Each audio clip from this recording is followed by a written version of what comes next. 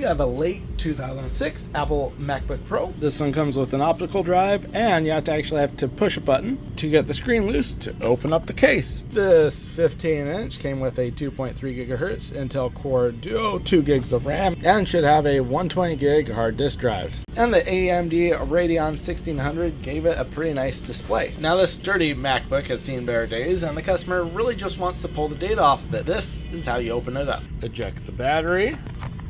There's 1, 2, 3, 4, 5 screws, and under this plate is the changeable RAM. And this is in the time when you could replace your battery without having to pop open the entire laptop. Those were some better days. And when you could change out your RAM too without having to pop open everything. And 2 more screws, this time with a torqued screwdriver versus the Phillips that's required for the rest of the system. If you're wondering, a T5 screwdriver fits just fine. On the bottom, you have 1, 2, 3, 4, 5, 6, 7, 8, 9, 10, 11, 12, 13, 14 screws. And now with all the screws removed, you can get to one of my least favorite parts about opening up these older MacBooks. Pulling this cover off and putting it back on is another thing I hate doing. Yeah, how fragile these are. This just popped off. Kind of have to pull it up. You gotta like wiggle the whole unit apart. I need both hands. Look at all that yummy, crusty stuff holding your laptop together. Now as Mac stands for Make Anything Complicated, I really appreciate how they moved forward with their new designs, but Apple is still trash in terms of how laptops and desktops are put together. Now we can expose that inside goodness. Be careful not to break this cable. As for your keyboard and your trackpad. Oh, and for your power switch as well. Do you know what makes an Apple hard drive versus a regular hard drive? Just that symbol right there.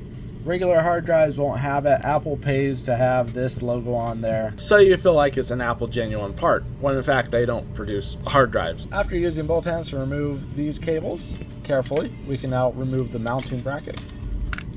And carefully pull up the hard drive.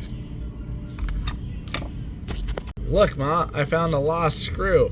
Look, Ma, this is where all the dust bunnies live. After dusting out the inside, plugging the keyboard and the hard drive in, we're going to plug it in. If the green light comes on, it means we have power. If it's orange, it means we're charging. And the laptop is turning on. Of course, it's not going to charge without the battery, but it is trying to load the operating system. And now with the battery in, it is sadly not charging. Now these were the Macs before the clamshell design. They always had issues with their displays, with display cable, with inverters. The GPU, which is on the other side of the motherboard, had to constantly be reflowed. And like any computer, Mac or PC, hard drives did fail. And if you need to take it apart, pull out the motherboard, or Apple calls it the logic board. All the cables wrapped from underneath for the most part, except for you, video cable.